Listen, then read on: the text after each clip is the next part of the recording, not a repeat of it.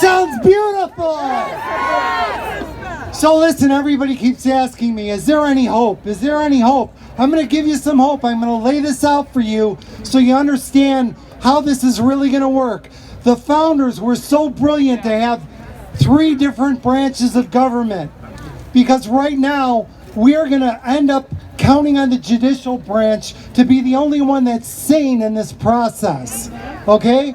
So this is how it's going to get laid out. My prediction is this. Article 2 of the Constitution clearly states that the legislature shall conduct elections.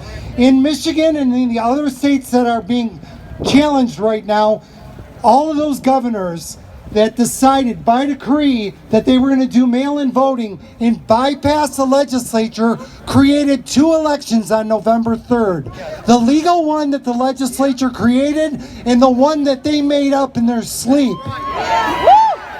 So 100% of the voters in those states were disenfranchised.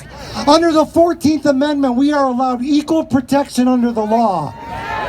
In 2000, when Gore thought he was going to take it from Bush, it was the 14th Amendment that saved that election. And it's the 14th Amendment that's going to prove that only the legislature decides the law, that only the legislature creates elections. This election was a sham, and it's going to get overturned by the court.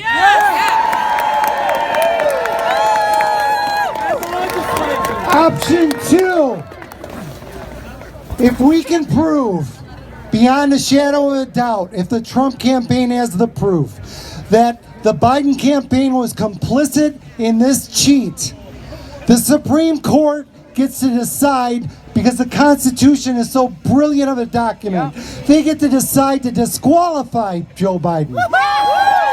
There will be no electoral college. The president will resume office as a default winner. How's that for a little mouthful of hope?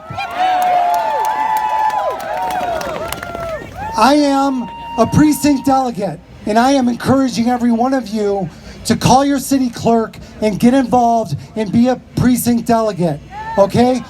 We all worked so hard before November 3rd. We left it all on the field, and they're trying to take that from us. Well, they want sudden death, great. I'm happy to kick their ass a second time. On November 4th, as a certified by the MIGOP poll challenger, I was in the TCF Center on the floor of the count room for 11 hours. I watched thousands of illegal votes get put into the system. The other day, a week ago Wednesday, I was here with Rudy Giuliani, and unfortunately, the committee got tired and they didn't have time to hear my testimony.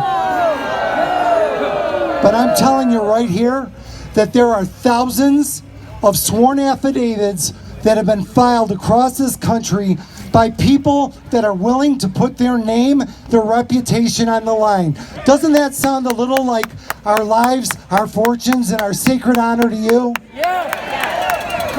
Folks, don't give up hope. Keep fighting. Keep people engaged, because that's the only way that this thing is going to come through. I know you're tired. I know you get depressed. I do too. But you know what? We are in the ring throwing punches like our president. Okay? He said the other day in Georgia, this is the hardest he's worked in his entire career. Well, if a 74-year-old man can do it, I sure as hell can. In closing, I'd like to ask you to join me. From the mountains to the prairies to the oceans, white with foam, God